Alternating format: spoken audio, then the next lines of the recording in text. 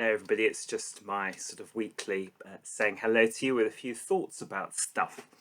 I was thinking this morning about, I was thinking about Captain Tom, or I think Sir Captain Tom now. Many of you, like myself, have been very moved by him. You'll know the story. Just coming up to his 100th birthday, he walked 100 laps of his quite large garden and raised, well, just millions of pounds to help with the sort of effort against COVID. His initial thing was, I think, £1,000, and he ended up with something, 30 plus million. Extraordinary. And obviously a long and eventful life as well. I mean, I just sort of looked at one or two things he'd done. I mean, famously, he was in the Burma campaign, where, obviously suffered quite a lot, as everybody did in that campaign. Raced motorcycles a bit later on. Also, he released now on his 100th birthday, or just afterwards, a number one single, a pop star, with Michael Ball. Not sure whether that's a thing to rejoice in or not, but there we are.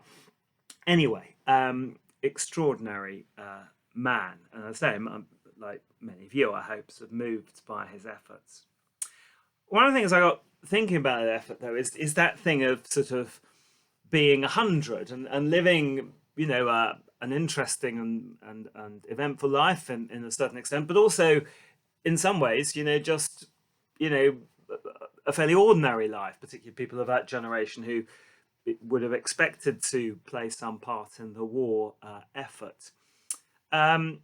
And then that thing that, suddenly, age 99, I mean, he was just coming up to 100, suddenly that's the point in your life where you achieve worldwide fame, where you do the most important thing in your life. You raise just an extraordinary amount of money for charity. You find yourself feted by people. You find yourself honoured in multiple ways, etc., etc., and really galvanise the whole nation behind your extraordinary efforts. And it made me think about, how sometimes we sort of plan our lives. We might plan our careers, and we might think about sort of families and have various sort of, people talk about life goals and things we want to do. But that would kind of blow them all out of the water, wouldn't it? The idea that you plan all this stuff and then, oh yeah, by the way, when I'm 99 and 3/4 or whatever, I'm going to become a worldwide sensation and pop, number one pop, well, not singer, but speaker. And I think, yeah, that's obviously you can't sort of plan for that. But in a sense, I guess, I mean, from what we've heard, he's perhaps like a lot of people, though, Captain Tom was and is just a chap who's ready for that sort of thing. He's always up for whatever came his way. That was part of his character. And it just so happened that the events of COVID and, coming up to his 100th birthday coincided. And he was able to do something that caught the public mood and the imagination. I say all this because we're coming up to period of Advent, one of those times it's quite difficult to get right in the church this year. I mean, particularly with sort of lockdown at the moment.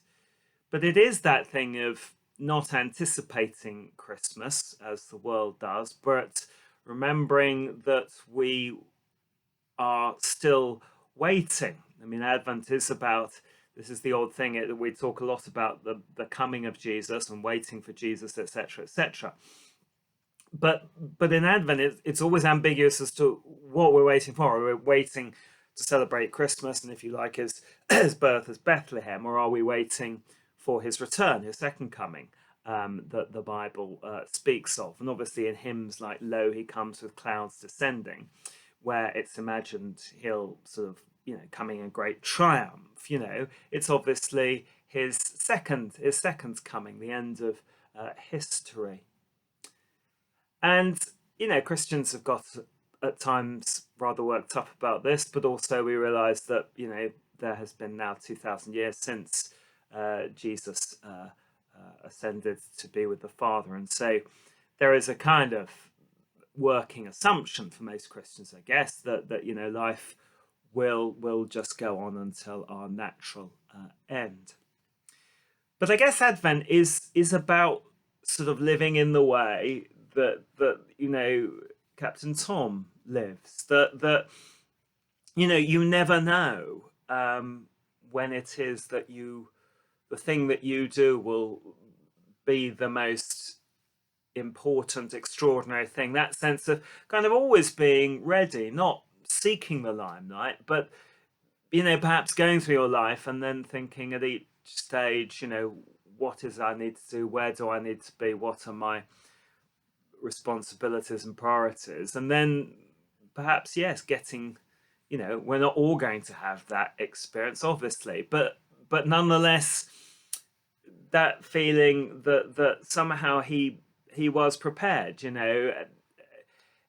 and when he set out to do it, to walk around the garden, he didn't, even then he wanted to raise £1,000. That was his aim, and I think everybody saw that as a kind of, probably who knew him, that was an extraordinary thing to do. But it was just another thing. He wasn't sort of saying, well, I want to have a #1 hit record and raise sort of millions and millions of pounds. It was quite a modest thing, the sort of thing that many of us might have done to raise money for charity at various times in our life. He was, so that thing of, yes, him just doing something that he thought was ordinary and called for and useful and good, and being ready to do that, as he might have been at various other points in his life, as I say, many of us might be at various points in our life, and then the world just picking up on that in that sort of rather marvelous way. And so thinking about him, I was thinking about Advent this morning. What sort of people should Advent make us? And I guess it's sort of, without the kind of, we can't all be worldwide celebrities, but actually, people, Captain Tom is a good example, I think, of the sort of people that Advent should make us. That sense of waiting. I'm not thinking, oh, it's all over, I've done my work, but always thinking, right, what next? What now? What is it that I'm here to do? I don't know when Jesus is going to come, but he might come tomorrow. He might come, in thousands and thousands of years' time.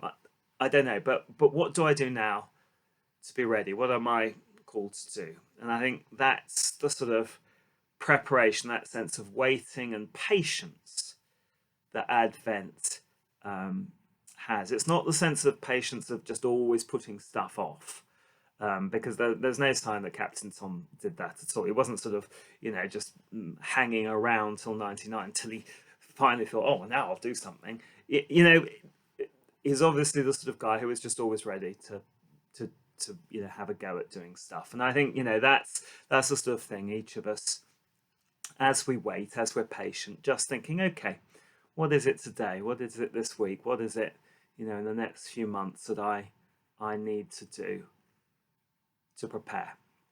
And I hope Advent makes us ready in that way, and perhaps a little bit more like Captain Tom, for whom I have extraordinary admiration. What a guy. Just one practical thing. In the next, you'll see at some point details of how to book some Christmas services in St Mary's and St Michael's. Some of them we're having to ticket. I mean, we're not sure we're going to be overrun with demand. To be honest, we just don't know.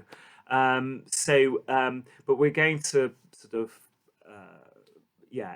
let people book tickets in, and really we'll have to say, please, can you do that, so we can control numbers. It won't be at every service. It will be at things like Carol service, Crib service, and the sort of Christmas Day services, those. So do just look out for that. If you have a problem doing that, just let me know somehow or other, and I will I've got the booking stuff, so I will make sure that people are able to get to what they want to come to. And we are able to do that. I mean, obviously we're still in lockdown, we're not quite sure what it's going to be like.